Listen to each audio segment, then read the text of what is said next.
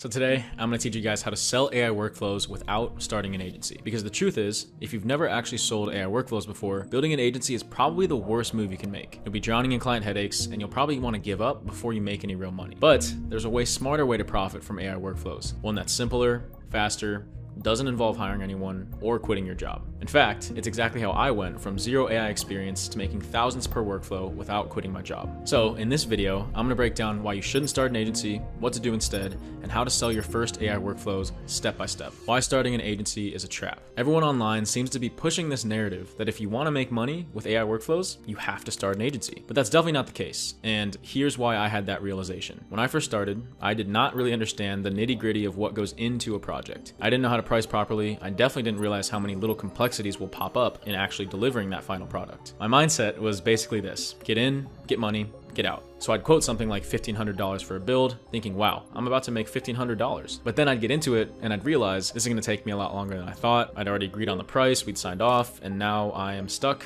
I just shot myself in the foot. I was wearing all the hats: scoping, sales, building, delivery, and I was taking a huge loss. But if I had been running an agency, that problem would have actually been 10 times worse. Because in an agency, you'd have to hand that product to a developer, and the developer might say, this isn't enough money for this build, and now you just slashed your margins. Or they'd ask you for like a full project requirement doc, and you don't even know how to write that yet. Same thing if you had a salesperson or appointment setter doing your calls. If you don't know how to scope accurately, they probably won't either. Now you've got a bad price, a bad proposal, and a mess to deliver on. And in an agency, that's gonna hurt more than just your bottom line. It's gonna hurt your brand and your reputation. I've seen people go all in on the agency model, close a bunch of sales, and then realize that their developers aren't as good as they thought, or they can't afford enough of them. They're stretched way too thin, drowning in projects, and now they're not delivering on any of them on time or at all. That's not a business. That's a stress machine. And here's the thing. One of the worst parts of running an agency isn't just the technical side or the delivery problems.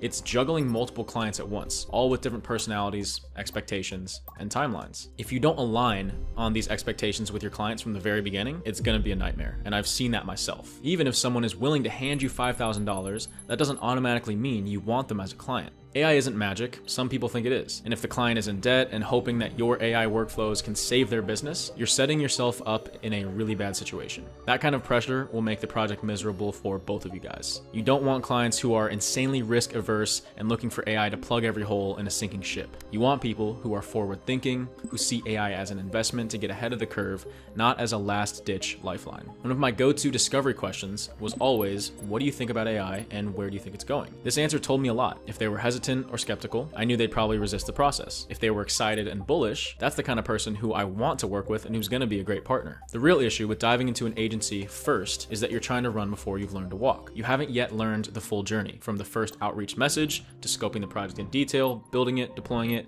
and deciding how to support it long term. And until you've done that whole process yourself, no way you'll know how to lead a team through it. Beyond just team size, the difference is an agency owner is usually taking inbound requests, helping deliver them. A consultant is actually being approached as the expert. The business owner is going to say, help me figure out what I need. I'm here to listen to you. Consultants get paid for their brain and their expertise, not for how many employees they manage. And for me, it's not just about making money. Sustainable growth means you enjoy what you're doing. You keep learning and you build something that has long-term potential. Think of it like learning golf. When you first start, you're going to get blisters on your hands. That's just part of building the skill. And you can't wear 3 golf clubs forever, every single time you want to play. You're gonna look ridiculous. So you'll get those early blisters, figuring things out solo, and that will make you stronger and it will make you a better leader later. When I made my first $1,200 from an end-to-end workflow, it came from an inbound lead. Someone who had seen something I built and reached out. We had a casual conversation about what they needed, and I was able to deliver on it myself, and they were happy. That project gave me the confidence to know I can do this. And from there, I learned how to scope better, price better, and eventually teach other people my system. If I had to start over, I'd 100% begin as a freelancer, then move into consulting, and only then, once I'm really good at the process, think about building a team around me. Because when you start solo, you learn the foundations, you protect your margins,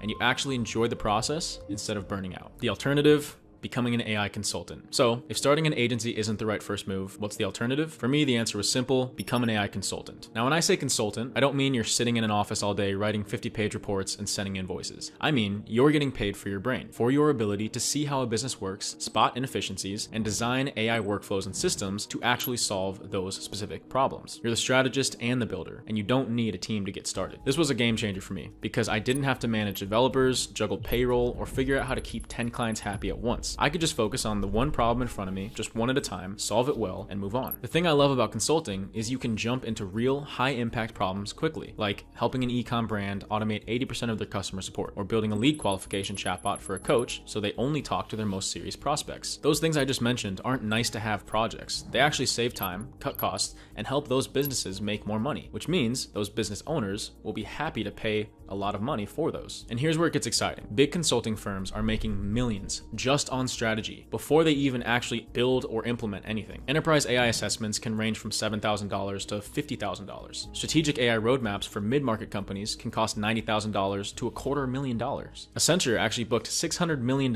in AI consulting in just one quarter, and $2.6 billion in 6 months. The only reason small and medium-sized businesses aren't paying firms like McKinsey or BCG for AI help is because they simply can't afford it. But they still want and need that level of guidance, and that's where you can step in at a fraction of the price. Your first step, become an AI freelancer. Of course, before you can become a consultant, you want to have some proof that you can deliver, and that's where freelancing comes in. I know the term freelancing doesn't sound as shiny as consulting or agency owner, but this stage is critical. As a freelancer, you're getting paid to learn. You're testing different workflows, solving real problems, and building up your portfolio, all without the pressure of running a big operation. The goal here isn't to make millions overnight. It's to rack up 3 to 5 solid, paid results that you can show as proof of what you can do. For me, freelancing gave me 4 things that I couldn't skip. Proof of results, so that when I said I can save you X hours a week, I actually had examples. Testimonials, actual words from clients to build my credibility. Confidence in my process. I knew how to handle a project from start to finish. And clarity on my niche. I learned who I liked working with and who actually paid well. Without those things, moving into consulting would have been guesswork. One win led to another and another. Each time, I learned more about how to communicate with clients, how to price correctly, and how to spot red flags before taking on a project. You just have to be in that mindset of getting paid to practice. You're not just trying to make as much money as possible on every deal. You're trying to get better, faster, and more efficient with each project. What you're doing here is optimizing for experience rather than cost. So if that means you end up doing your first project or two for free in exchange for a testimonial and a case study, that's 100% worth it. Think of it like building your own playbook. So when you eventually start consulting, you're not figuring things out for the first time with a high-ticket client breathing down your neck. So the big question remaining is, how do you actually sell your first AI workflows as a freelancer? How to sell AI workflows. So now you know why we start with freelancing and why those first 3 to 5 projects matter so much. Let's talk about how to actually land them, because the process is way simpler than most people think. Here's exactly how I go from 0 to a paid AI workflow deal. Step 1, choose a pain point to solve. The first mistake a lot of people make is just saying, I can automate anything, just tell me what you need. That's way too broad. You need to pick a specific type of person that you want to help. Coaches, e-com store owners, agencies, whatever, and pick one clear problem to solve for them. Now, I'll be honest, I ultimately went broad because I had a lot of inbound leads from the channel, but if you're starting from scratch, I highly recommend niching down. Not only will it make your outreach and your content more consistent, but it will help you convert at a higher rate, deliver better results, and you'll end up being able to charge more. Think of it like this. A steakhouse can charge a premium for a little 6-ounce filet, while an all-you-can-eat buffet might give you a 24-ounce ribeye for cheap. When you specialize, you're the steakhouse. People pay more for a specific thing that you're really good at. Step 2 is to build a simple demo or case study. People need to see it to believe it. That's why I would always create a quick demo, sometimes just like a quick 2-minute Loom video, just showing a before and after. For example, the before could be a coach manually messaging every lead to qualify them. The after could be your chatbot in action, which does that automatically and only books qualified leads onto the coach's calendar. You're showing the destination, not the car that gets them there. AI is the car, the result is the actual destination that the business owner cares about. Step 3 is to outreach with a strong offer. You need to make the offer something that the business owner would feel stupid if they said no to. And what a lot of freelancers miss out on is that you have to speak their language. Business owners speak in money and time. If you can relate everything back to those 2 things and make it a no-brainer, you'll close deals at a much higher rate. A no-brainer, to me, sounds like this. Hey, you're doing this process manually, which takes you 5 hours a week. If you value your time at $100 an hour, that's $500 a week. Over a month, $2,000. Over a year, $24,000. Now, if I can go ahead and build you a system that eliminates all of that manual work, I'm not just giving you back 20 hours a month, which is huge. I'm also giving you back $2,000 a month in value. So paying me only $2,000 for that solution is a no-brainer, because over the course of the year, you're getting back 240 hours and saving $22,000. Step 4, deliver document, and capture metrics. After you've got a client on board, your next job is to track metrics before and after the automation goes live. Ask questions like, how long does this task take manually? What's the error percentage? How many leads or tickets are processed per week? Then, after your system's up and running, measure those same numbers again. This will do two things for you. The first one is that it will give you a rock-solid case study to win future clients, because you're objectively proving that your system added value. And second, it shows the client in black and white numbers that their investment paid off. And when they see that proof,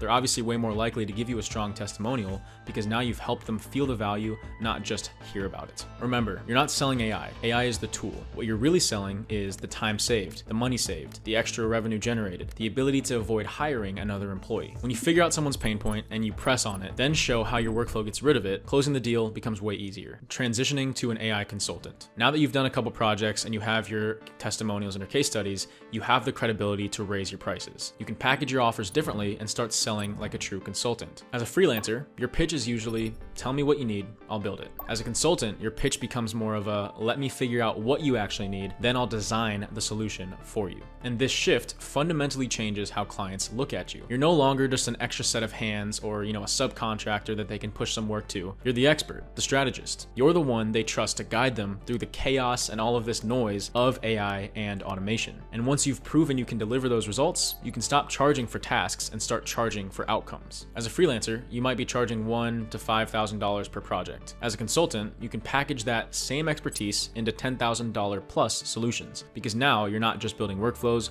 you're designing systems and integrating into a company's specific operation. And those systems are worth a lot more than a single automation. This is where I stopped thinking in terms of projects and started thinking in terms of systems. Instead of saying, I'll build you a chatbot for $2,500, I'd say, I'll design and implement a full lead qualification system that runs 24/7, save your sales team 20 hours a week, and increases conversion rates. And we'll build that together over the next month. Pretty similar work, but it's framed as a high-value, business-changing solution. As a consultant, part of what you're selling is thinking beyond the build. I've had projects where the strategy document I delivered, outlining exactly where AI should and shouldn't be used in the business, was actually worth more to the client than the workflows themselves. Because now you're not just the automation person. You're the person who makes sure their AI strategy makes sense, actually works, and drives ROI. This is also where you start to land longer-term engagements, which should definitely be the goal. Monthly retainers, ongoing advisory roles, even revenue share deals. These aren't one-and-done builds. These are partnerships where clients keep you around because you're continuously spotting new opportunities for them to save time, money, and make more money. And this is exactly where you want to be before you even think about hiring a team or building a full agency. Remember those insane figures I mentioned earlier? Accenture booking $600 million